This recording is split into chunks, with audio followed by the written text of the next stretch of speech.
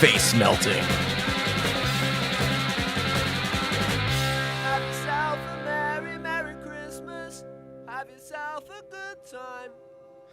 Live from the studio, I'm Jimmy Selesky, I'm Eric Glazer. and we're here with a very special guest, Adam Ferrara. It's Ferrara, right? Not Ferrara. No, it's Ferrara. How are you, fellas? I'm good, Good. man. I appreciate you. Again, that song I've heard in the past, but I didn't know what it was called. Father Christmas? Yeah. Yeah. It's also kind of like as a musician thing. You told me on the way while we were driving everywhere around Baltimore, you're telling me how you're a musician yourself. Well, Well, you're using the term loosely. well, you played in bar bands. That's what I do. So let's just go ahead and call that a musician. Yeah, because then All Jimmy right. can call himself a Yeah, musician. yeah. If you don't call yourself a musician, then I can't call myself a The musician. current day, competence doesn't matter. It's weird with the Christmas album because it's like I feel like you put so much effort into making a song, but if you make a Christmas song, then you can it's only relevant for like 1 month out of the year. And it's almost Right. like, do you really want to waste your musicality on 1 month out of the year? Well, look at it this way. Long term, you're gonna get long term once a year for a while, Yeah. or you're gonna have a song that's popular and nobody wants to hear it. I mean, do you really want to hear Bobby McFerrin, "Don't Worry, Be Happy" anymore?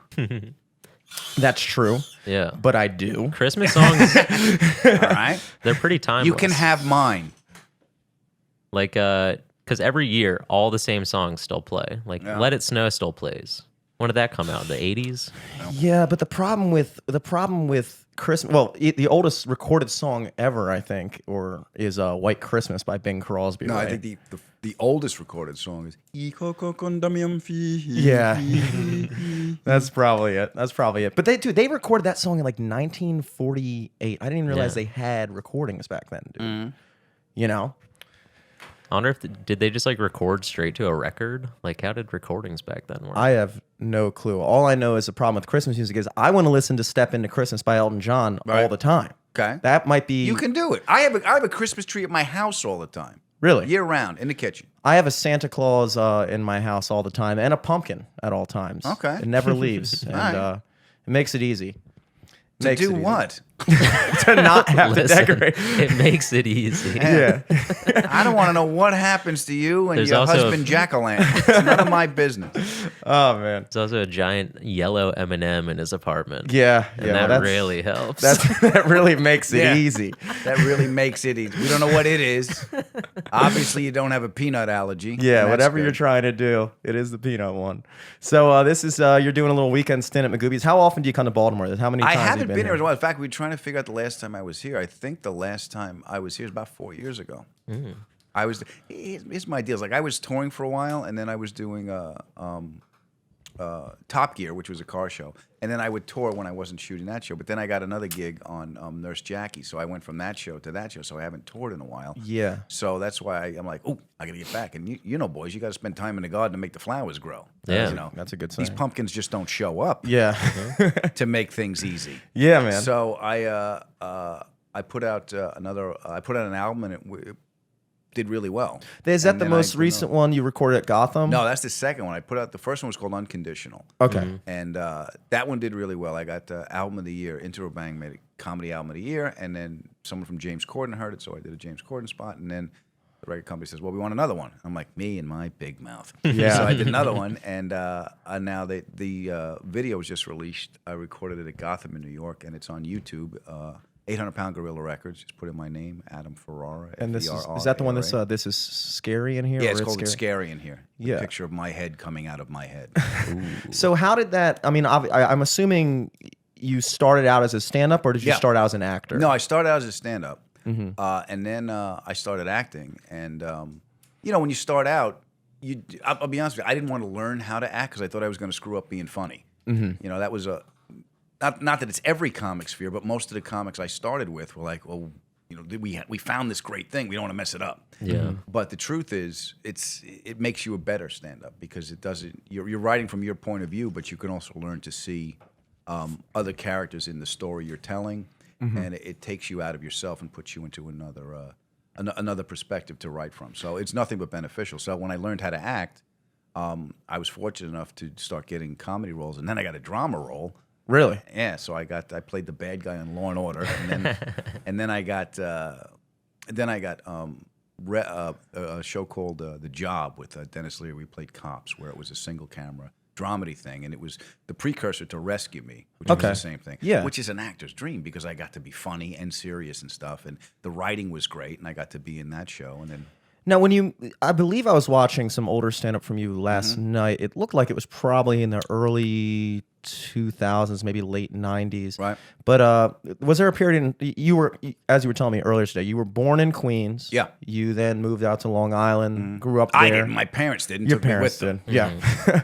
And did you live in LA for a period of time? I did. I moved to LA in '93. I got a TV deal, so it took me from being a poor comic in New York to being a poor comic in LA. Yeah, that's what I was going to ask. I didn't know if maybe the acting thing came after moving out to Los Angeles, or if that was why you came. I started studying it in New York because I'd come out to LA when I first started doing stand up to do the Tonight Show, and then while I was there, I got a gig on a sitcom called Flying Blind with Taya Leone and Corey Barker, and I didn't know how to act. I knew how to be funny, but I got away with it.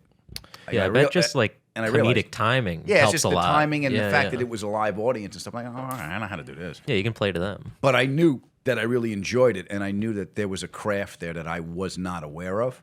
And I'm like, all right, I got away with one, and I like this, so I gotta learn this. I gotta put this club in my bag because I really want to do this again. Well, Yeah. at what age? Well, what age did you start doing comedy? July 13th, 1988. So Wow. It was a Wednesday night, open mic on Long Island. Wednesday night, Yeah, so I don't know. What were you- I just got out of college. I was 20, early 21. 20s. Yeah. And how long were you doing stand up before you got that TV deal? Because that's got to be like 5 years. Back in the 80s and 90s, that was like what everybody was shooting. Yeah, for, but it was right? it's a different playing field. You know, Mm-hmm. it was a totally different playing field. You know, it's not like it is now where you have, you know, we're doing this right now. We're doing this, and for all intents and purposes for you guys watching it, this is a killing room. When we're not in here, these guys are shooting snuff films. And it's coming straight from you to the audience. Yeah. You know, when I was doing it, you would do the Tonight. There wasn't so many choices. And you know, I was a young comic, and you're selling promise. You're selling like you know, you're talking to a younger audience. You're selling promise. So how do got you? that. Because I'm fascinated by that. Because obviously it's a different type of the entire method by which you get known or get something like that. Now it's all social media based and Yeah. things like that. Back in the 90s, you're a New York comic. You're working the clubs for Yeah. 5 years, and then what does somebody come up to you after a show one day? I Hey, had done think the you'd be MTV perfect. half-hour comedy hour because this is when television producers found out that wait, comedy's cheap. Yeah. You know, we can produce this, and every bar had a comedy night. Yeah. You know, I would find these little bookers, and I had a car. That's why I worked so much. Yeah, that's I had a huge. car, and all the headliners in New York. What you would do is you would get these one-nighters in Jersey and Connecticut, and all the New York headliners. They live in Manhattan. They don't have a car. Yeah. So the deal was, you know, the opening act picks them up at the Improv. There was an Improv on 10th, and all right, I'll meet you at the Improv. I was on time. The car was clean. I opened for these other acts. I stick to my time. I was clean. I set them up. I didn't ruin the room. And when I drove them home, I'm like, I'm supposed to drive them at the Improv. I'm like, you're going to get out of a car to get into a cab to get into another car to go home. Where do you live? I'll take you home. Okay. And I was on time. So they would request me, like, I want to work with Adam because I knew what the job was. That's Yeah. very similar to how our arrangement was, except for the being on time part for me. I definitely showed up. I got a text. You want to do my podcast? Yeah. I need a ride to the rental car place because I'm driving home after the gig tonight. Pick me up at the hotel. Pick up the car. I'll follow you back to the Killing Room studio. and they did. Jimmy came and got me.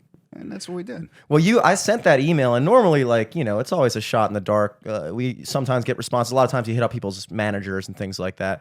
I got a call from you pretty much immediately after I sent that email. And to the point where also it shows up as a private number on my phone, so I instinctively just don't pick up. You're smart. Yeah, exactly.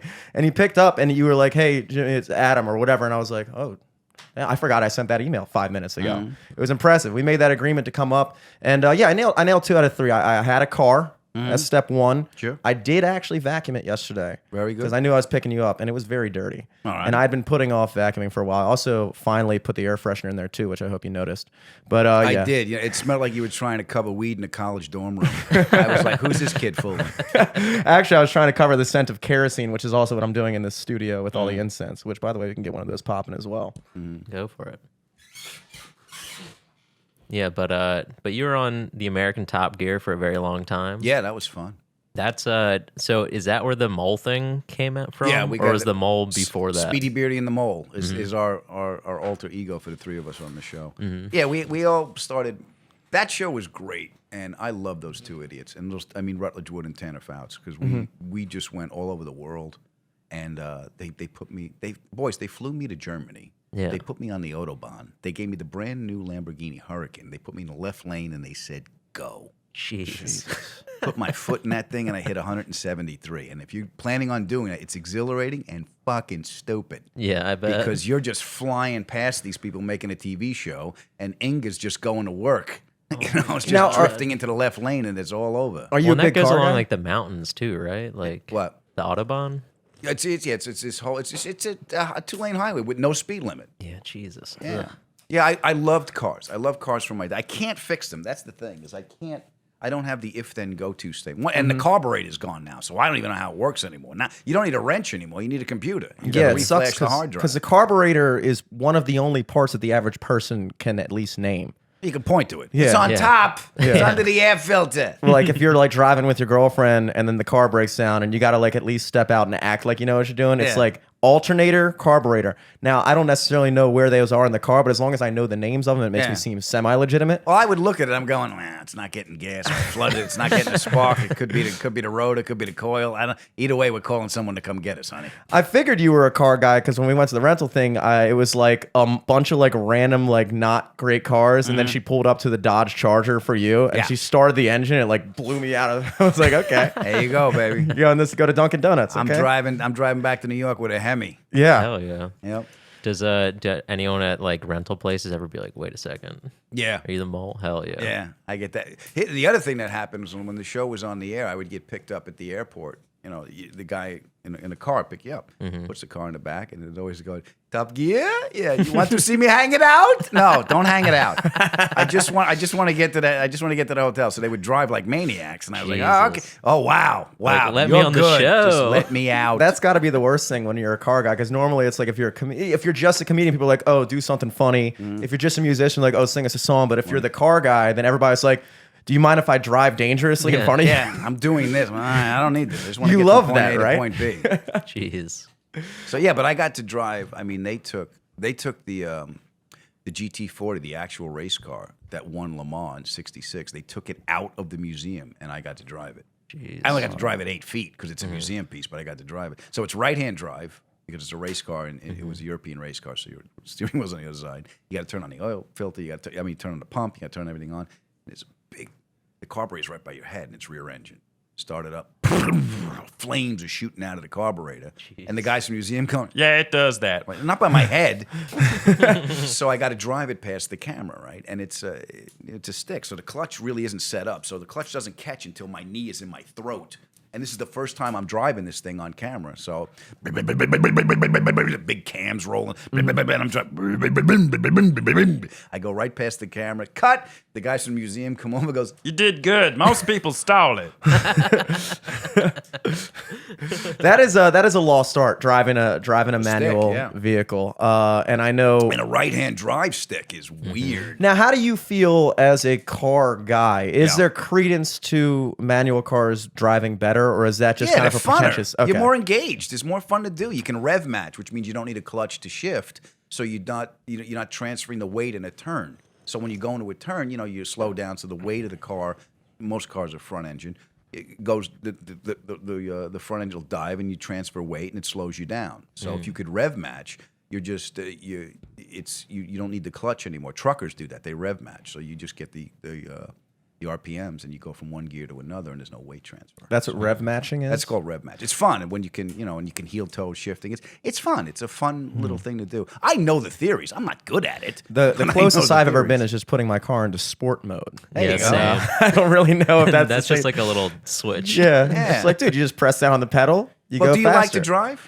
I mean, it's definitely my favorite way of getting somewhere. Yeah, and here's why I like to drive. It's like I'm doing just enough to keep that screaming part of my mind busy. Yeah. But it's kind of after a while you zone. Like tonight, I'm going to drive. I'm going to do 2 shows tonight if I get out of here alive. Yeah. I'm going to do 2 shows tonight, and then I'm going to get in the car, the Charger, and I got I got an Audible account, so I'll listen to a lecture, I'll listen to a book or something on the way home. It's just me in my car heading home, middle of the night, no traffic. I love that. Do you get any sort of like anxiety when you're driving a car you're not familiar with? Because whenever I pick up a rental car, it takes like at least a day, honestly, to acclimate myself to the car. Yeah. I don't really know what I'm doing. But I've had a different experience than you, Jimmy. I've driven so many, because they threw me into pieces of shit and drive around that corner. You're going to jump this thing with this thing. So, it's like... Yeah, I read something where they put you guys in like a remote controlled Camry or something. Oh, yeah. They put us in a remote control Camry. Me and Rutledge Wood are in the back, and they lost... and we're right by a cliff. Jesus.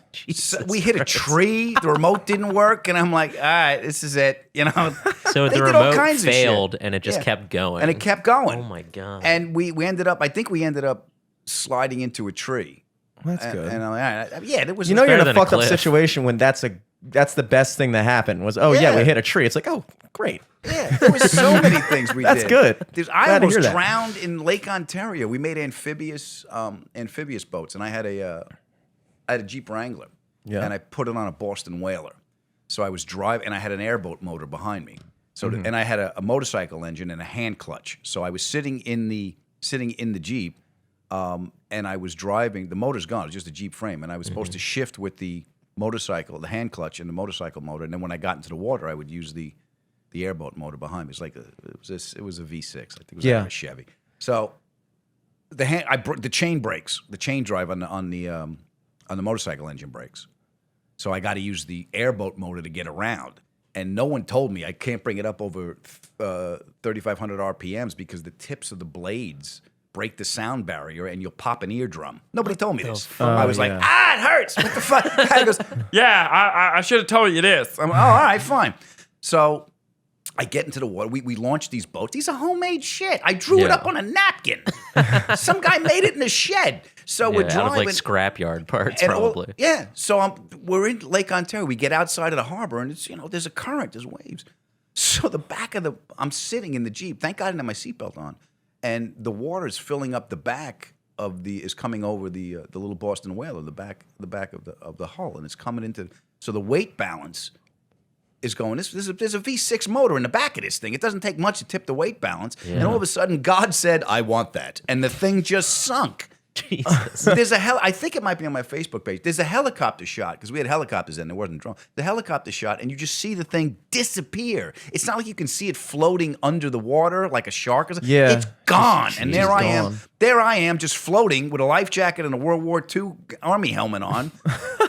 And that's just me floating around. Before you got to the end of that story, I was actually just thinking, why aren't amphibious vehicles a bigger thing? Because you watch those old like History Channel things. They talk about the amphibious the landing craft where Jeeps. the front of the thing opens and then the Marines come out. And it's like, sometimes like if you're on a bridge, you're about to get on like the Bay Bridge or something, I feel like it would be more convenient to just be like, I'll just drive my Nissan Altima right into the Hudson River. Do you ever do the duck tours in Boston? They have the duck boats from World War II. Yeah. They're not comfortable. Yeah, They're but all Well, old it's diesel. like nothing was it's like a comfortable back bus. then. Yeah. I'm sure if we had 80 plus years of technological advancement, we could have come up with a nice amphibious vehicle by now. Like a nice like Honda Civic-esque. Take it out, Yeah. I mean, according to the Jetsons, we're supposed to have hovercraft at this point. Yeah, That show was that's based true. in the year 2000? Yeah. But it was written, the 60s? Yeah, well, we really dropped the ball on that Well, one. also, apparently the Flintstones were at the bottom of those towers. Yeah, And and that was that- in the crossover episode. Yeah. They're based in the year 1920. The Flintstones was a remarkably better show than the Jetsons. I'm just going to put that out there. The Flintstones was actually the Honeymooners. Yeah, I guess it They was. took the same plot lines. I guess it was. There was a lot of crossover plot lines. But we were also talking about when you saw the guitar I had in the back, the Taylor, which Yep. props for knowing that. Taylor's are the best acoustic guitar in my point. In my I opinion. had a Martin D28 that was really sweet. Martins are very nice. I prefer the brightness of the Yeah. Taylor. They got that. They're in the same. Ovation has the same brightness, but it's got the plastic back. It's good for travel, but And it's also good. The Ovations as an acoustic, they're good for band setting because a lot of times they have the right frequency range that when you're playing with a band, Yeah. it fits in well. Whereas the Martins and the Taylors, they have this very full body sound that you kind of got to EQ it out just to get a good sound out of it in the mix. But I was going to ask, you know, we were talking about, you have the podcast, which is 30 minutes you'll never get back. Yeah, the Adam Ferrara podcast, 30 minutes you'll never get back. How long have you been doing that? We're on episode like 135, 136. Okay. And we're a weekly podcast. So a couple years, 3 years, 4 about years? 2 years, I think. I think it'll be 3 years in July. And I started the thing, and I thank Your you. weeks go faster than mine, I suppose. What? I said your weeks go faster than mine, I suppose. Yeah, You've why? been doing well. If you're doing it for 2 years and you're doing it weekly, you would think that you'd be up to like 100 episodes by now. Well, So I I'm guess coming you're up. really I'm moving and over grooving. 3. I'm coming up. I'm over 2, coming up to 3, I guess. So Okay. it's been 135 weeks, whatever that is. And you had guys like Steve. Do you primarily get musicians? Like No, what's- here's the thing: is I started the podcast. I'll give you my show in a nutshell. When I was a kid, the best night's sleeps I ever had is when I was upstairs and I heard my mom and dad and their friends downstairs laughing. Don't know why, but I always slept well, and that was a feeling I liked. So I wanted to communicate that feeling. So my show opens with me, my wife, my 2 friends talking about a topic that connects to a one-on-one interview that I've done with a celebrity that they haven't heard and the audience hasn't heard. Cool. So then we cut to that. They hear the interview, and then like any good group of friends, we talk about them when they leave. Yeah. So then we cut back and we do another like 10 to 15 minutes after that half-hour interview. Like, did you hear when Nathan Lane said this? Did you hear when Jay Leno said that? Did you hear when Joe Buck said this? So it's a fun. It's like you're coming over my house because that's what I wanted to Was that the communicate. concept from the jump, or did you kind of like build that? No, I had that from the very beginning. That's the concept I had. So now in getting the guests, it's really eclectic. A bunch of comics on it: Gabriel Iglesias, Brian Regan, Roy Wood Jr., Cool. Ronnie Chang. You know, a bunch of my friends, Jeff Ross, a bunch of comics, bunch of actors that I work with. I did a movie with Andrea Martin, and Nathan Lane did one for me, and Edie Falco, and the guys from The Sopranos, Michael Imperioli, Steve Sciarippa. I just spoke to Steve Van Zandt, and it was people I wanted to talk to, boys. I have an excuse to reach out and bother them. Yeah. So we were talking about guitar players. I had Steve Vai on, who's just a legend. I had Billy Gibbons from ZZ Top on, which I could talk about cars, Yeah. and music with him. I had Richard Marx was on, Steve Gorman, the drummer from the Black Crowes. So I could just talk. Who to was the people I guy? talked to. Something Johns you had? What was it? Oh, I had Glyn Johns is on. Glyn I don't know Johns. when this is going to air, but this week, Glyn Johns produced the Beatles' "Let It Be." He produced Zeppelin 1. He produced the Who, "Who's Next." He produced Clapton, "Slow Hand." He produced Linda Ronstadt, the Kinks. You know, all this stuff. So I was doing a game show. And my topic, my expertise, my category of expertise was the album, The Who, the Who's Next, because that was important to me as a kid. So at the end of this game show, they bring on a celebrity judge to see if I got the questions right. And the 2 guests were Glyn Johns, who produced the album, and Ethan Russell, who took the cover picture and took the pictures for Let It Be. He shot the cover for Let It Be, all the Beatles stuff and all the John Lennon stuff. And I knew these guys because I'm a freak. So I'm sitting there. It's over Zoom. I'm sitting there. They popped on, and my first words were, "Holy shit, it's you!" Yeah. And this guy went, "Ow!" And then the other, I went, "Holy shit, it's you too!" So they were all laughing at me, and I got all the questions right. So they sent me his email. He goes, "I'd love to be on your show," and Nice. it was great. That is truly, when you think about, I have a particular level of like admiration for the guys who are producing music in the 60s.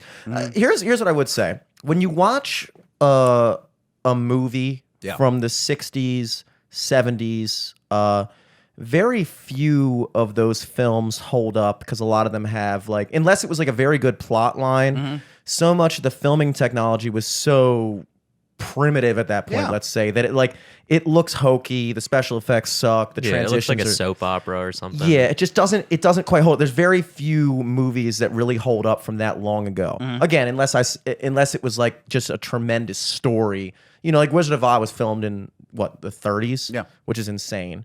But like it holds up because of the story. But with music, what I find interesting about music is like you can listen to songs from the 60s, 70s, 80s, and it sounds pretty close. Not obviously the production now is much better because it's a lot easier to get certain results out.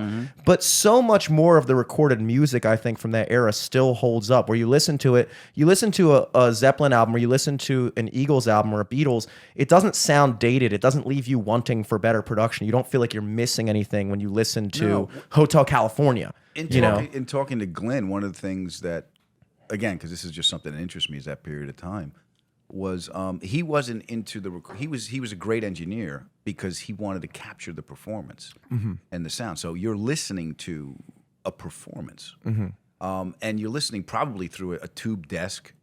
Pre-70s, they were all tubed. It's like a Marshall. You get that tube sound out of a Marshall. You're not going to get that at a solid state. Yeah, you're not. So. And they only had 4 tracks when they started, so you had to make decisions right there. You can't keep changing stuff. Yeah, like this is the way we're gonna go. And the record contracts you had, you had to do 2 albums a year. It's every 6 months. Jesus. So what you're going to this is happening now. Bowie did Ziggy Stardust, and Woody Woodmansey, the drummer, said he didn't like to do any more than 2 takes. He goes maybe 3. Yeah. And they just learned the song. He would run it down, and all right, let's do it.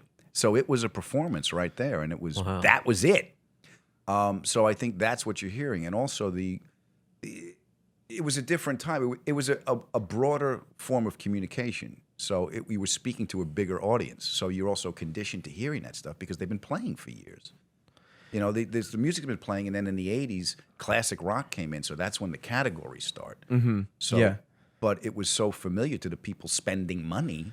Why do you think the Who is we sell it out to like the CSI series? It's familiar. Yeah. You can make money from it. Yeah. It's weird when you hear about there's like Bowie, you said, didn't like to do more than 2 or 3 takes, and Kurt Cobain from Nirvana was similar, supposedly, where he didn't even want to double his vocals on certain tracks, and he was The like Beatles against. didn't want to do it, so they came up with ADT, which is automatic tracking, where you cock the vocals a little bit so it sounds Just thicker. so it sounds thicker. delayed. And John Lennon goes, "I'm not singing it again."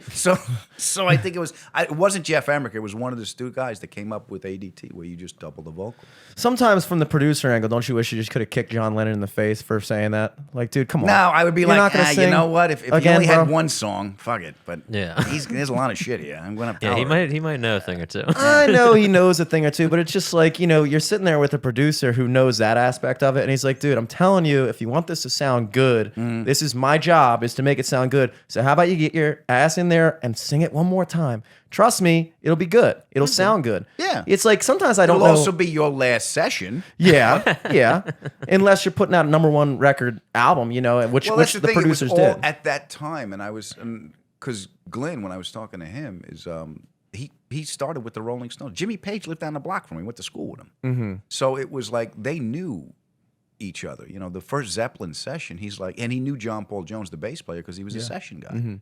And he said, Jimmy said, would you come in and produce this? And Glenn said, in my interview, he goes, I had no idea what I was in for, but as soon as they hit the first note, it parted my hair down the middle.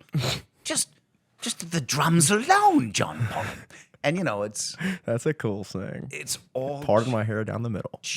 it was just at that time when he was creating all this stuff, and the Stones and Clapton. And he said about Eric Clapton, because when Eric plays, the music goes straight from his heart to his hands. It doesn't go through his head. Yeah. And you're like, you can see he's sitting in the room while that shit's happening. Well, that's the really more than anything. I mean, the way the technology is now with recording music, it's hard for me to even imagine how difficult it must have been, but not difficult by their standards because that's what they were used to. But this idea of like, you pretty much have to nail it. I mean, unless you can find a place in the song where the guy can cut the tape and splice it with another tape. That's how they did it. It wasn't put a marker in, cut and paste. You had to physically cut it. If you listen to Strawberry Fields Forever, it's two different songs. Yeah.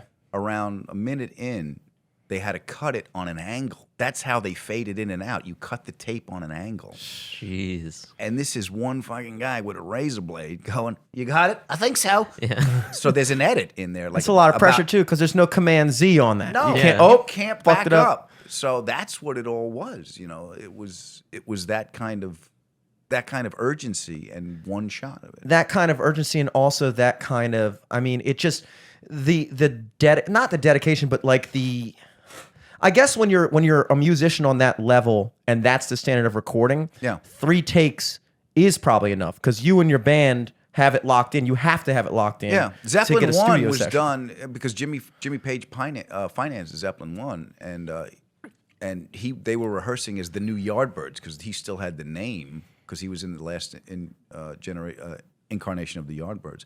So they had gigs in like Sweden, so they had to go to Sweden and play under the name of the new Yardbirds. So they just rehearsed the album. When they went into the studio, boom! It's like the Who. Who's next? That album is so much energy coming at you all at once, and it's so tight because they were rehearsing it. It was part of another rock opera that fell apart, but the songs were great, so they were rehearsing it, so they knew it. You know, the Stones would go in for days and just get, is Keith high yet? All right, let's try it.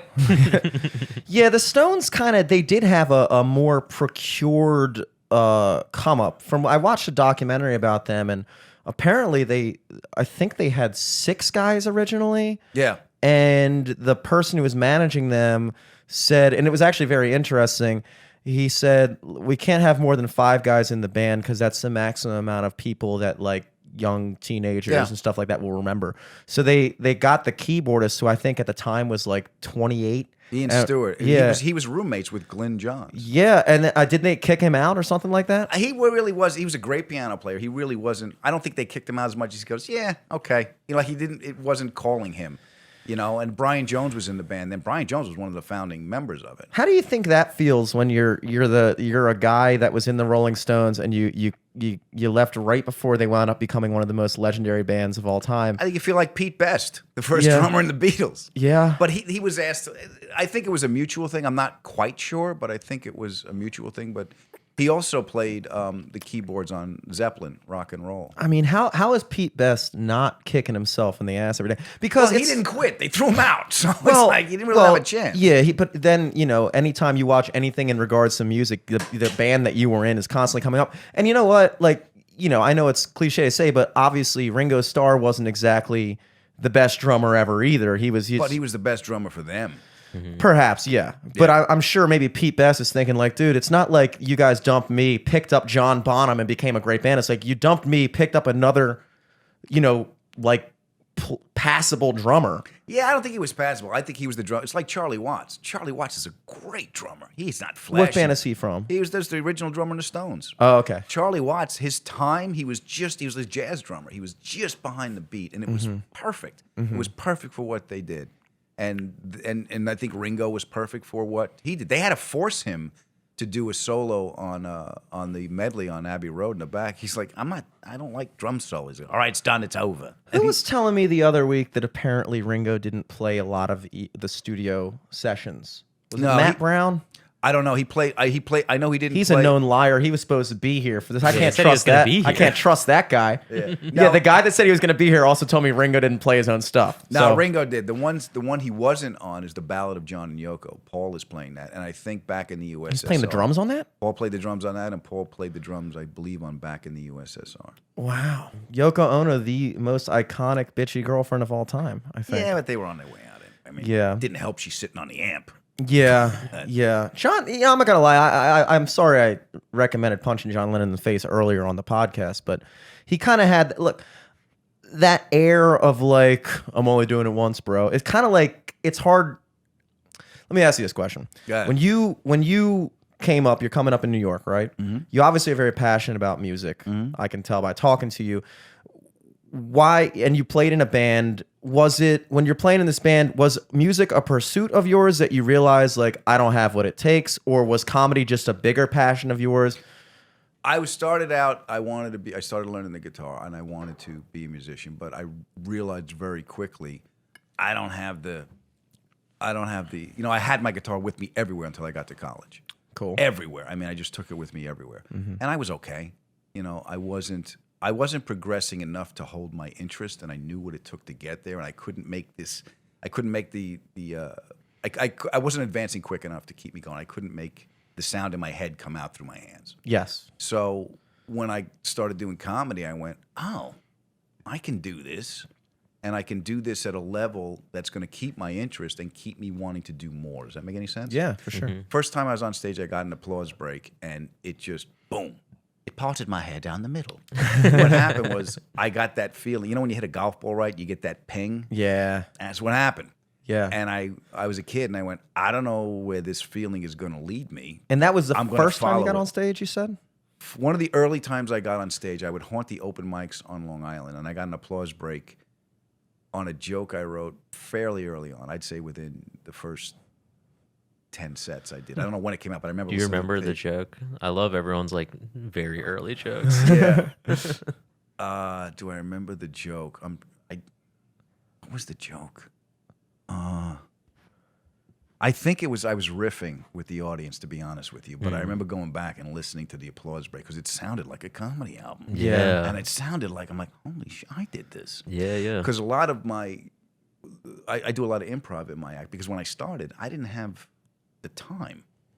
But I got offered a gig fairly early on, to go to this because the bars were cheap, so you could go and do an opening act. He goes, I need you to go and I need you to do 20 minutes. I go, yeah, okay. I didn't have 20 minutes. I had a couple of opening jokes for about 2 minutes, and then so I had to play with the audience because I didn't have it. Yeah. So you got to get good quick, and it's a bar, so they're not sitting down and listening to you. You're fighting for their attention. Yeah, They don't even know show's coming. Yeah. You're in the way. Yeah. Yeah. No, the advertisement for the show is like Tuesday comedy, Thursday Jello shots. Yeah. It's Yeah. not like this is the reason they're coming here. Yeah, and more people are coming for the Jello shots Yeah. on Thursday. Yeah. But that's why comedy took over from music because I was like, I'm better at this, and I'm having more fun doing this and practicing this. I'm getting more feedback because you can only practice in front of an audience. So I You get the instant gratification. I was getting the gratification and the feedback, and I Yeah. was advancing quicker than I was sitting in my room doing scales. Were you making a living in comedy pretty much? I mean, I'm assuming obviously in college. You said you started pretty much right after college. Right after college, I made a living I started making a living about a year after college because what I was doing was I always worked for my dad, and he did kitchens and bathrooms, and I don't have the cool. mechanical ability, so I was running tools back and forth and Yeah. cleaning up jobs and stuff. Good. But then when I got out of college, the last straight job I had, I was a dishwasher at a savings bank. Stay with me. At a bank. Yeah, the Long Island Savings Bank. Okay. Corporate offices on Long Island. And there was corporate offices. So they had a dining room for all the executives. These are bank executives. They're all guys with dietary needs. So they put a kitchen up there in a dining room. They had a chef. They had a waiter. They had a sous chef and a dishwasher. And it was a bank gig. And they were just there for lunch. So they had a whole kitchen. And it was a four-man crew. So I was there at 9 in the morning. And I left at 3 in the afternoon.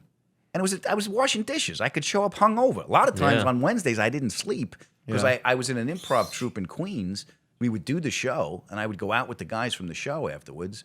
And, I was a kid. I was 20 years old. I was doing stand-up. Everyone from the show would go to this other bar, and we would go to the other bar, and you would review the show. And by the time I came home from Queens, you'd sleep a couple hours, you get up, and next day. But I haunted the clubs at night. So that was the last straight job I had. And then I remember what happened was I got my first weekend was at a club called Wise Guys in Syracuse, and I was emceeing the show. And I had to I got my first weekend. So it was Thursday, Friday, Saturday. I remember Martin Lawrence was the headline. Ooh. Yeah, so I had to drive up. I think So Martin's I told from him, Baltimore, right? I don't know. I think so. Is he Martin Lawrence? So I drove up. I told them, I said, I need to take, I'm leaving Wednesday after my show. I need Thursday and Friday off. They said, you can't have Thursday and Friday off. I said, I got my gig. I got to go. It's my first big week in comedy. He goes, you can't have it off. I said, okay, I quit. They're like, you can't quit. I go, look, I'm leaving. The only question is, am I coming back? Nobody quits the dishwashing Yeah. job at the bank. Yeah, because I was the only one that was responsible because the people weren't showing up. But I was like, this is a job. I'm showing up for this. Yeah. So I told him, I was like, I'm leaving. The only question is, am I coming back? Okay. I left. I said, I've enjoyed my time with you. I'm sure you'll send me my last check. I got to go. I left. They called that afternoon. All right, come in Monday, but this is the last time. Yeah, fine. Next time I did the same thing because I didn't care. It was Well, a dishwashing gig. Yeah, and it's not like, I mean, it depends, but it's not like people are clamming over themselves to get that job, Well, here's the thing: is the people they had before me were whoever seeks out a dishwash. No one's seeking out a dishwashing gig. Yeah. That's where they end up. Yeah, you definitely So they have wouldn't one. show up, and then the people that fired me was the chef and the sous chef. those were the ones running the kitchen. They were in charge of staffing it, and they really didn't want to fire me because then they had to do the job. Yeah, they had to wash their own dishes. Yeah, they don't. The bank didn't want to hear this isn't running because you can't keep anybody. You're responsible for it. So I knew they didn't want to let me go. Wow. Well, I've never heard of a dishwasher at a bank. That's, I never that's did either. fascinating Yeah. to me. Makes me wonder if M&T Bank has a dishwasher. You looking If for a they new have, job? if they I wash have rich dishes here? old dudes What? with dietary needs, they got it. Trust me, and you're paying for it. That must be one of those things, like those old school things, like how flying on a plane used to be a whole different thing. Like the stewardesses and everything was more classy back Their then. movie theaters wearing a suit. Maybe to them. working at a bank was much more glamorous back then. where you No, had it wasn't. I personal was a chef. dishwasher. Well, you were part Well, of not the. You were part of the, The team. bank people. Yeah, the guy that fired you was probably pretty glamorous. The guy that needed the kitchen. That's. I mean, so you're at that point. You're working as a dishwasher. You're how old? 24, 25? At say? that point, yeah, I'd say 20, 23 maybe. And you said this was like the late 80s. I started July 13th, 1988, so let's say 2 years in. Was so- that still like during like, I don't know, people say there was like a comedy boom back then? Yeah, where it there was. like- That's why I could work. Yeah, so you could, the like- bars knew that you could work at a bar. They could have a comedy night, and the television producers knew. Everyone had a comedy. Mm-hmm. MTV, VH1, A&E had one. All these people. Yeah, had like one. Night at the Fox Improv had. I and, did like- Fox. Yeah, Evening at the Improv. I did, and Fox. Comic strip live, and they used to give you denim jackets, and I had a bunch of denim jackets with. It was like comedy shows. required? Nah, they would That's give it. sick. They give you thank you for doing our show. Those are just things. like all over. What is it? Like Hollywood? What's Yeah. Planet Hollywood? Planet Hollywood. There's yeah. like a couple of like those all those floating around dopey there. things. Yeah. I remember. Oh, I thought it was like required to like you walk into a nice restaurant, they make you wear gave you a a jacket. wrap gift. They gave you that. Sorry, you're not I allowed got a without bunch. a denim jacket. I got a whole box. I got a hoodie from Fallon. It says Fallon. You don't wear them. They're just in a That's box. good. Yeah, a hoodie that says "Found." I guess I would wear that probably. I suppose. I don't know. Yeah. Well, so one second. You got to put the other foot up. Yeah. I was perusing your IMDb and I saw you're on an episode of Criminal Minds. Yeah.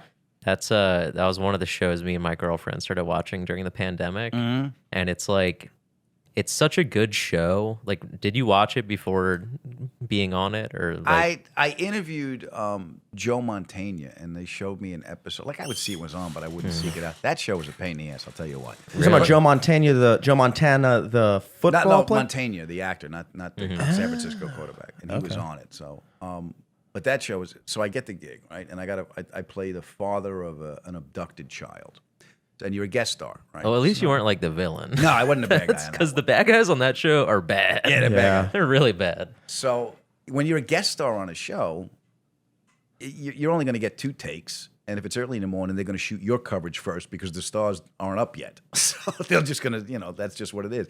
So the first scene was I break down in the FBI office because my daughter's been abducted. So I got to cry. 8 o'clock in the morning. Jeez. I had to fucking cry. Do they want real tears? Yeah, you're an actor. Really? Yeah. So Can I you had to- pull that? Yeah. Really? It hurts. Here's the thing is I can cry. It hurts emotionally or it hurts physically? It hurts emotionally, but not when I cry. It hurts coming back.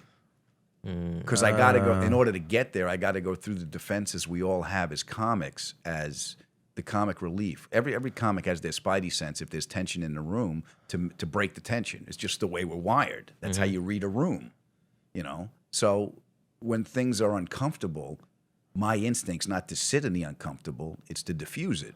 So I got to go through the uncomfortable to get to the emotion, to make the tears come out. And I've learned how to do that.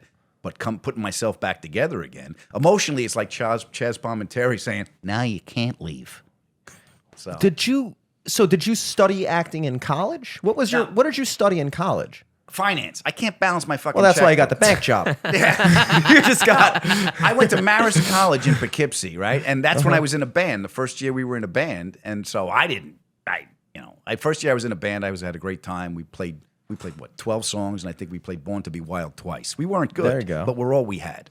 So I had a great time my first year. You drink too much, you get fat, and then the next year you come back, you look around, you're like, all right, he's going to OD. That guy owes me money. Yeah. This kid's just a mess. This band ain't going anywhere. Yeah. So I would go to school Monday through Thursday, and then I would get in my car, drive home to Long Island, and I would work the weekends at a fence company. I was driving a forklift and putting up sheds and digging holes, but I had money in my pocket. So I looked at college. I'm like, all right, I got to get through this. I can't not finish this. But this ain't helping me. So I got through it, and then when I got out of college, I went on stage because I wanted to do that. Well, I just find it interesting because that's like a classic actor thing. Wow. You know, the being able to cry on command. Like when you watch those like movies where they're like, I'm an actor, I can cry on command. It's like the thing that people can do. Yeah. And I've never personally been able to do it. But I do wonder, like, is that something that someone had to teach you? Like, focus. What is the method there? Not to derail the whole, I'm just curious. It depends. There's different methods. People have recall, emotional recall. You go back to a sad part in your life. You can do that. Mine starts with I learned from a guy named Stephen Book acting method. And it's, your body just starts. Your brain doesn't know what's true and what's not. So there's a breath pattern to sadness. There's if you hear when you cry, it's always a staccato inhale, like. So you start the machine. And then once you it's almost start like the Pavlovian, machine, where it's like for me, it's like a lot of that stuff. That's just the way I can do it. You know, you start the machine, and then once you're in there, you feel the tears coming up. You learn how to go with the emotion. You have to teach yourself to get past your instincts, for lack of a better word. So it turns out being the father of the victim is probably a much harder role than being the bad guy, because bad guys don't really cry ever, you know? Well, I can be a dick guys, on command. Here's the thing: bad guys don't know they're bad guys. They think what they're doing is right, and they justify it in their minds. Yeah, well, that's a tough one. I abducted this kid because I got a reason. I got a good reason. Don't ask me about it. I got a reason. Just take my word for it. listen, it helps. Makes it easy. I had a cry in Law and Order too. Really? Now you did play the bad guy in Law and Order. Yeah, you said, because that's like the classic. Because Law and Order, the good guys are always the same. Yeah, the rotating cast is always the bad guy. Yeah, you know, and I was the bad guy. So how much of it? Because Law and Order, was it SVU? Were you a rapist? No, it was the mothership. I was a pedophile. I was. Listen, I wasn't a rapist. Hey, dude. No, basically, I was the Michael Jackson character when he got. Basically, I was a guy on Saturday Night Live. I was a famous comedian that had a thing with kids that. So you played yourself? Oh, great. Yeah, I played myself a pedophile. There's only. We're just gonna cut real quick while I kick you in the ball. Yeah, no. So I had to do that. So the story behind that is I get the gig, and. There's two stories. One, I had to cry again. 8 o'clock in the morning, I got to cry. If you fuck up like a teary scene, do they have to be like, all right, cut? We got to wait like 20 minutes for his cheeks to unflush, or like? Yeah. I feel like it's hard to reset. I'd like another. porn The set, director's really cool, and you know, and he's seen you. Unless it's a straight offer, which means they call you up. Do you want to play this part? Which I've had those. I was The Good Wife. I had that. 9 times out of 10, you've been in the room with the director, and he's seen what you can do, and that's what you have to do in front of camera. You know? Yeah. So it's he knows you can do it, or he knows your work, and so I mean, if you fuck up, you ask for another take. Yeah. If you're a guest star, you're only getting 2 takes. They got to make their day. Yeah. So it's 8 o'clock in the morning. I got to cry again. Again, 8 o'clock in the morning. I'm at Chelsea Piers. Yeah. And we do the rehearsal. And after you do rehearsal, so they'll announce stage manager. All right, crew has the set, which means the actors go away and they set up the lights and do all that shit. So it was me and I was smoking then. So it was me and Jesse Martin, who was on the show. I was up on the roof having a cigarette with him. And it was great. He gave me a cigarette, and he goes, I don't envy you, man, having to do acting shit early in the morning. I go, thanks, Jesse, you're not helping. Because I'm nervous. It's a crying scene, right? It's my first crying scene. And he's like, yeah, I just stand there with the pad and write shit down. So, yeah, I had to do that. And then, so the show airs, right? And this is when Law and Order was on NBC. It was on at 10 o'clock. It was before, it was a thing. It was a dun-dun. So my mother, this is my first dramatic role. So my mother invites everybody in the neighborhood. Oh, God. Yeah, everybody in the neighborhood's coming over. She made a lasagna. She's wearing a corsage. Everyone's in the basement. Yeah, they just know that you're on Law and Order. Yeah, you're on Law and Order. My mother's the queen of Mahjong. Her son, the actor's on Law and Order. They're on TV tables eating, and they go, boom, boom, guest star, Adam Ferrara. There's his name. They spelled it right. The whole thing. Comes on, and I'm a pedophile. There's nothing. There's dead silence. And I'm in L.A. now. I've moved to L.A. already. Yeah. My the phone Catholic rings. Church had to shuttle you out there. Yeah. My phone rings, and it's my mother. And she's like, what the hell is wrong with you? I invited the whole neighborhood on, and you're playing a baby toucher. What do you do? I was so embarrassed. Nobody ate the lasagna. I couldn't even bring out the garbage. I told your father to drag the pails out. I don't want people to see me. Well, if you had it your way, I mean, like when you're on Law and Order, I mean, what's the best bad guy you can be? I guess maybe. I mean, she knew you were going to be a bad guy. I didn't tell her. I just said I was on Law and Order. What did she think? You're going to be a superhero? Like I said, It's anytime- my mother. What do you think? My mother. I'm on a show now that's streaming on CBS, this CBS streaming service. It's easier for me to hire the cast and go out and act it out in her condo than tell her how to get the streaming service. She can't figure that out. What show is this that you're on? It's called right now? Why Women Kill. Why Women Kill. And I'm assuming there's that a true crime podcast. No, it's the guy Mark Cherry who did Desperate Housewives. Okay. And it takes place at this house in 3 different decades. I was in the first season, and it was the 60s, the 80s, and current day. So I was in the 60s, which is really cool. Good. They dress you up in the 60s. It was really, really cool. Nice. And so I did that, and that was on this CBS streaming. And who was on the show? Lucy Liu was on the show. Jennifer Goodwin. Oh, cool. Yeah, Alicia Coppola. She played my wife in the show. So, and it was on the streaming service. My mother can't get the stream. Yeah. Send me a tape, Ma. It was the first time I did Letterman. What time is it on? I said 11:30. It's too late. Can you do it at 5? Ma, I can't do it at 5. So how was The first time I did Letterman, my parents come in, and I knew Eddie Brill, who was booking the comedy. So Eddie got me in early, got my parents in early. Walked out on the stage, and they're sitting. It's the Ed Sullivan Theater, boys. The Beatles played. I do the set. The first time I got bumped, right? So Lauren Bacall was on, I don't know, and she went long.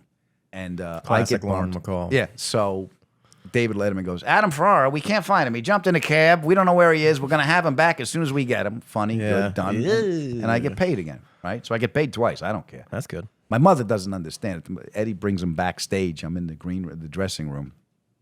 And I hear my mother walking down the hall. Will someone tell me what the hell just happened? She's talking loud. And my father's there. He goes, we're waiting for you. Where the hell are you? Right? And he's like, I said, Pop, they bumped me. They ran out of time. He's like, well, we're here. We're not coming back. Let's do this. We'll stay. I go, Ma, it's not your time. It's the time on the show. So they came. So my father's, I said, Lauren Bacall went long. And my father went, I never liked her. I never liked her in black and white. I don't like her in color. And I certainly don't like her now. That's got to be an amazing experience. So when you went on Letterman, do they bring you on for the little interview before, after? No, you can't. It's a different vibe. I mean, Letterman was you don't see him, you don't talk to him. At least Carson would give you like the fucking, you know what I mean? Like the okay sign a little bit. But Letterman, that's got to be weird just to... Well, he shook your hand, but no, it was like you don't see him before. Jake, like I said, they send the J bar around. You can have a drink, and then Jay knocks on your room, and Corden comes to your room, Fallon comes to your room, but Letterman, he didn't. Wow. Have you done Conan? I've never done Conan, no. Now, is doing the late night gig right now still as big of it as it was? I'm assuming... It doesn't move the needle. I mean, Yeah. It doesn't move the needle as much as like a social media. Like I said, the landscape has changed. The delivery system has changed. Where people go for things has changed. So it's you got to keep up. Yeah. And it's nice to do. Like I wanted to do them as a comic just to have those pelts on my wall. And I was real fortunate because I did the Tonight Show and Letterman. Usually you only got to do one, but I got to do both. So Yeah. I was pretty proud of that. And then Fallon and all the other ones you do, Yeah. but it doesn't lend itself well to my stand up because the first thing you got to do is you got to cut all your tags because Yeah. they just want the joke, and because when people laugh at a joke on late night, they're gonna clap, so the tags don't matter unless it leads to the next joke. Yeah. So once I figured out the puzzle how to do it, I was like, it's good, but I'd rather do just panel. So now I'm fortunate. I just do panel now. Do they tell the audience to laugh? No. Can you bomb a late night set? Is that a Sure thing? you can. Really? Sure. There's 2 things. There's a bunch of stuff I learned for doing late night set. You got to get a laugh in the first 10 seconds, whatever that is. Yeah. And you put your best joke second to last. Because Interesting. Because the last joke, the band's going to kick in. So why waste an applause break? Yeah. So if you know you're going to get an applause break on the second to last joke, that's where you build from. So you build towards that joke. Try and keep it all flowing to that joke. And then the last tag you get for free because the band kicks in and they're all going to clap.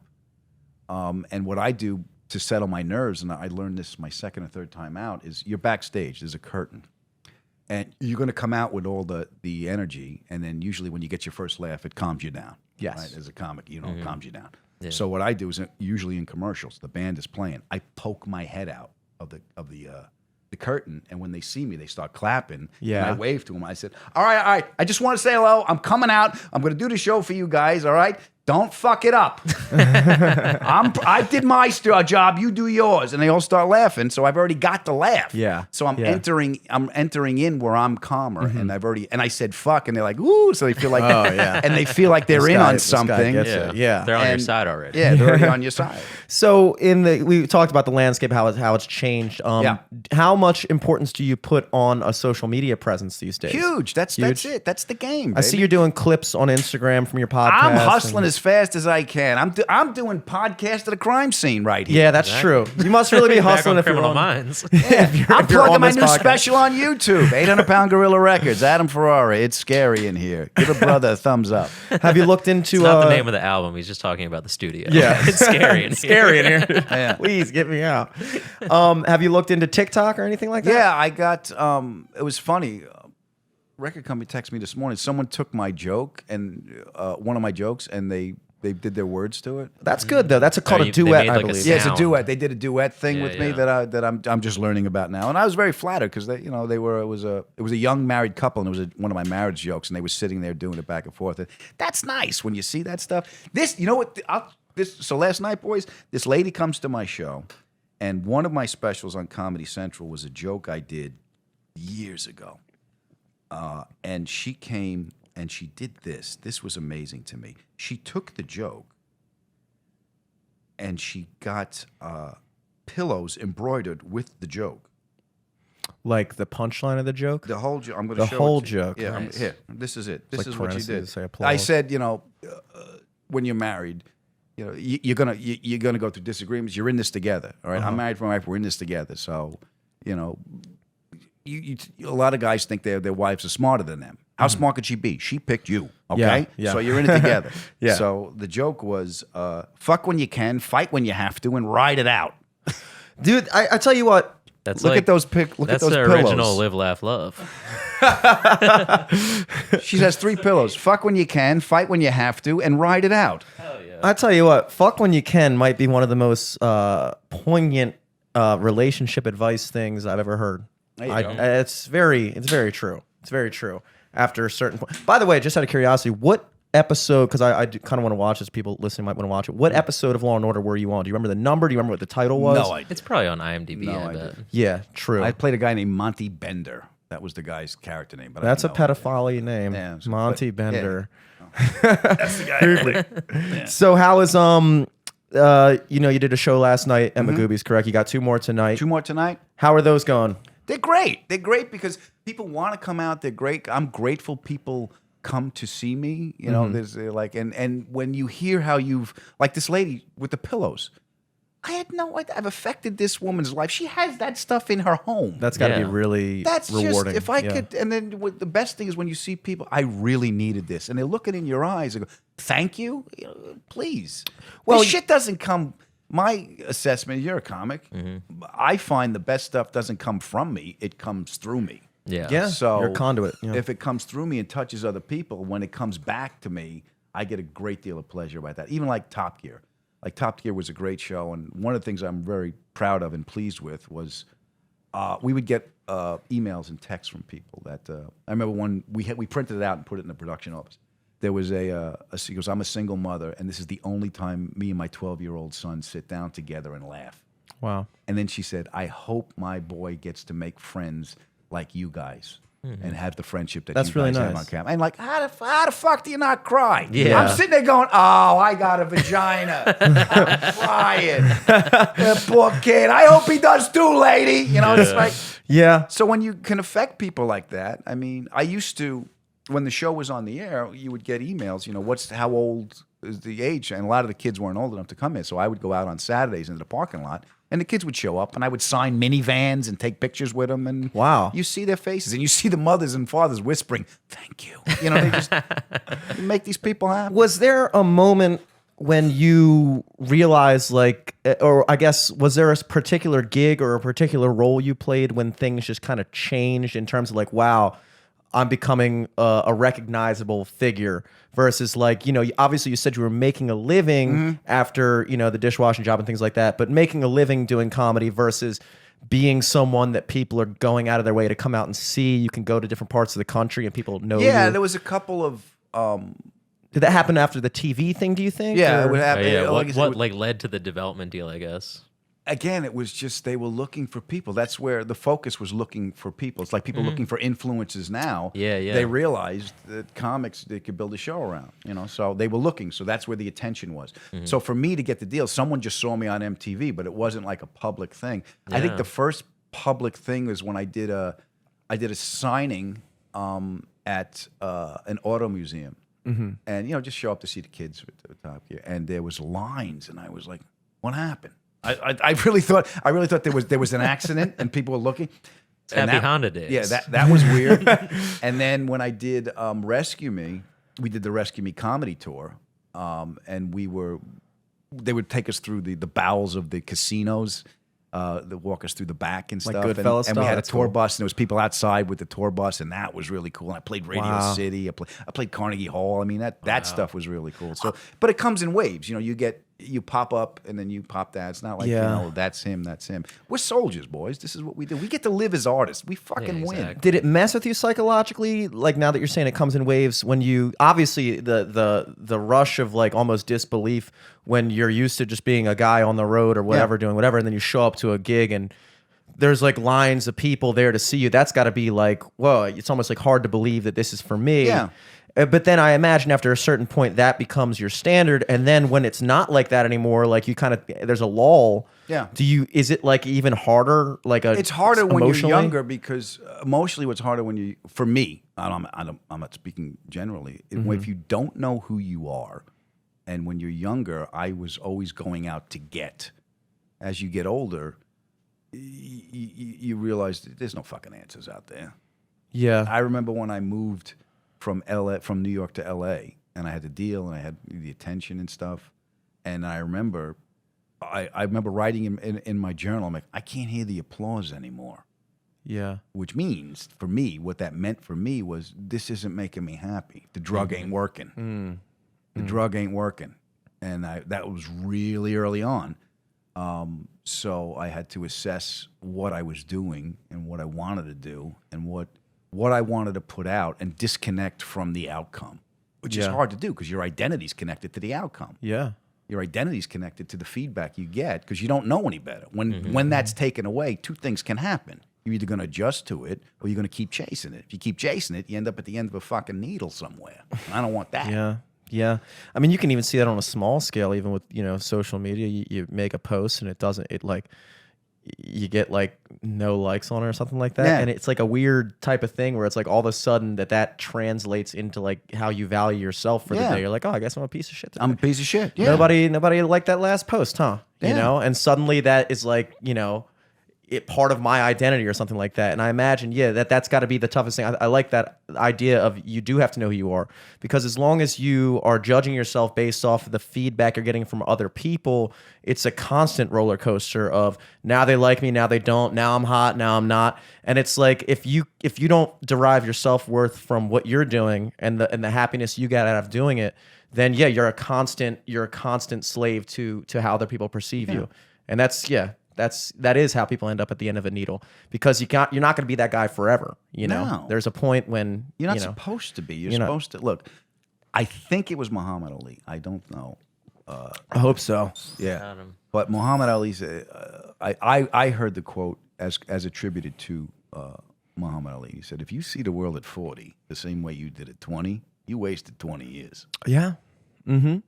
Yeah. Well, I will say right off the bat that most good quotes are either by Muhammad Ali, Ben Franklin, or unknown, or Mark Twain. He's another Mark big Twain? quote guy. So there's a 1 in 4 chance that he I like said Marcus Aurelius. Marcus the Aurelius, philosopher king. The philosopher king. One of my the last favorite great ones. Stoic. The effects of anger are far more destructive than the incident that inspired it in us. Wow. Yeah, because I think that sounds in Latin. Yeah, stop yelling, Mark. Yeah, it's usually when you're angry, you'll say something you regret. And the thing that made you angry isn't coming into play. It's the after effect of what you did. Well, that's kind of that sentiment of being the same person from when you're 20 to when you're 40 kind of gets reflected a lot in, I imagine, what a lot of musicians go through. You're playing music and people, they, when you're young and you're in your 20s and 30s and stuff like that, and you're writing music about the struggles or the life experience of somebody in their 20s and 30s, and then that's how people know you. That's what people listen to you for, and that's what people relate to. And then you get to your 40s and 50s, and it's like, well, now I'm writing music based off of the experience I'm having as a 40-year-old man or a 50-year-old man. And people are like, oh, like, I don't really, resonate with this type of music. It's like, well, I can't, if I were to keep writing music about the way I did when I was 20 or 30, then I'm not truly being honest, Yeah, and you're not evolving, and you're not doing your job as an artist. I don't know what type of art you can be. I'm not a social critic. I'm a student of the human condition. So whatever's affected my life, I'm going to write about. Yeah. And I'm going to try and make it funny. But I get the greatest.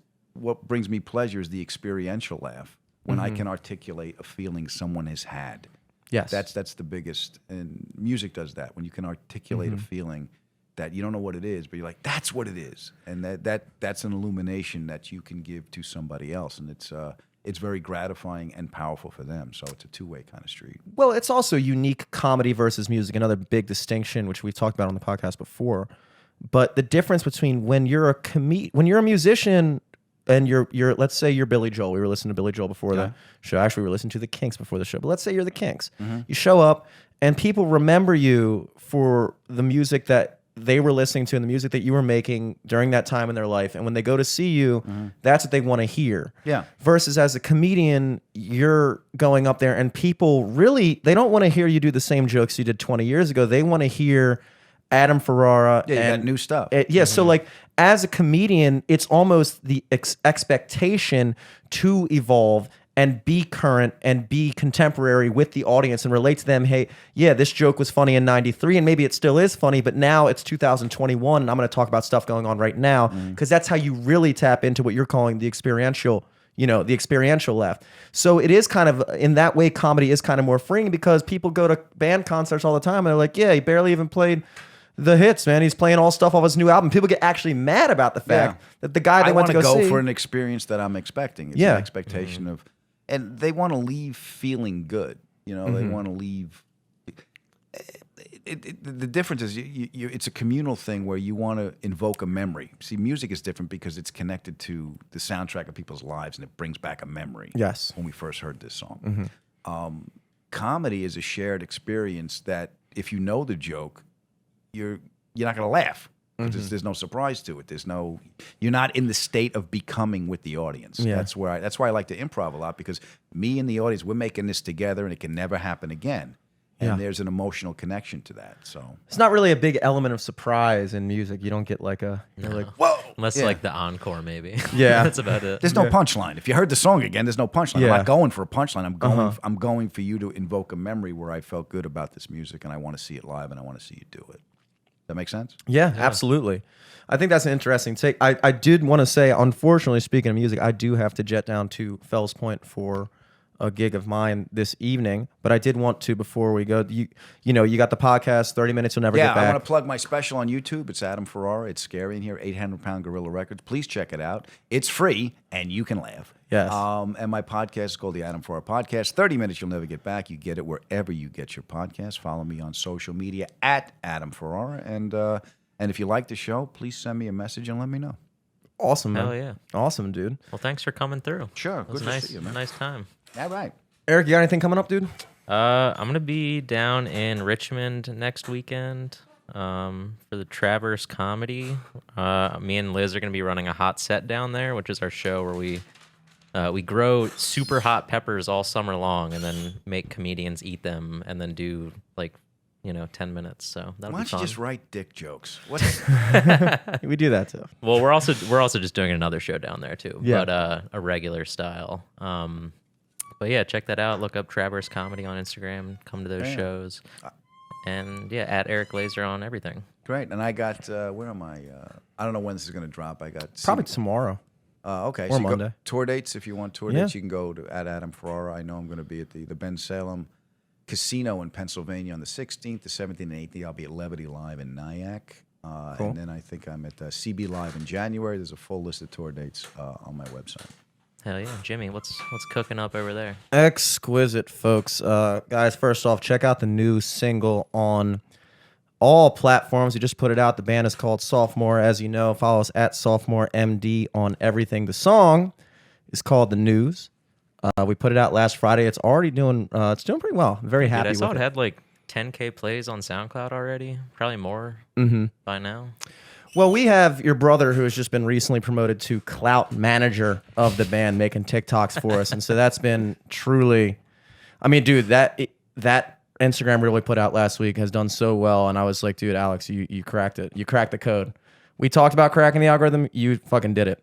But yeah, so follow at Sophomore MD on everything. As far as stuff we're playing, this coming weekend, Friday, December 10th, I will be with the band at the Horse You Came In On down in Fells Point. We're starting this month doing every second Friday of the month as a band from 9:30 to close at the Horse You Came In On. And also that Saturday up in Townsville, we will be at the Point from 8 to midnight with the band as well. And then, of course, every Tuesday at Perennial in Towson, every Wednesday night at the Horse, 9:30 to close, which is a different time every night. You never know. 9:30 to question mark, as I like to call it. So at Jimmy Selesky on everything, at Sophomore MD, follow the band. As always, at LFTS Podcast, follow Adam Ferrara. Check us out on YouTube. Check out his podcast as well. Till next week. Peace.